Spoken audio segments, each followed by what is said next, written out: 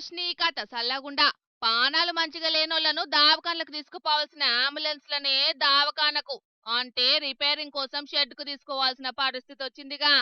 అత్యవసర పరిస్థితి వచ్చినప్పుడే అంబులెన్స్లకు ఫోన్ కొట్టి పానంలో తక్లీఫ్ ఉన్నోళ్లను దావకానికి తీసుకుపోతారు.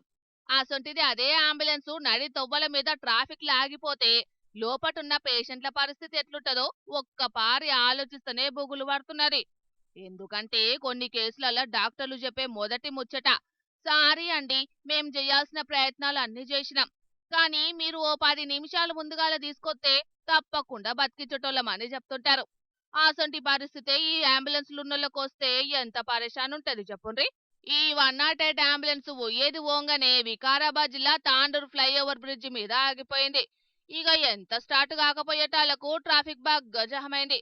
దీంతోని తొవ్వంటి పోయేటోళ్ళు అంబులెన్స్ సిబ్బంది కలిసి ఆ అంబులెన్స్ ను పక్కకు దొబ్బిండ్రు.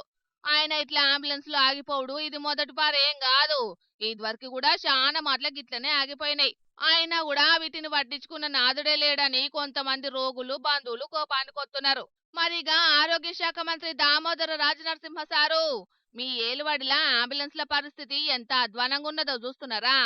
మొన్నటికి మొన్న చేవెళ్ల కాడ జరిగిన బస్సు ప్రమాదంలా జీవిడ్చినోళ్లను సర్కారు దావఖానకు తీసుకుపోయేటందుకు అంబులెన్సులు లేక టోయింగ్ వాహనంలా శవాలను కుప్పలెక్కనే వేసుకొని పోయినరు. కాబట్టి ఇప్పటికైనా అంబులెన్స్ల పనితీరు మీద జర శ్రద్ధ పెట్టుండ్రని పబ్లిక్ డిమాండ్ చేస్తున్నారు. చూడాలి మరి సర్కారు వైద్య ఆరోగ్య శాఖ మీద ఏ పాటి శ్రద్ధ పెడతదో.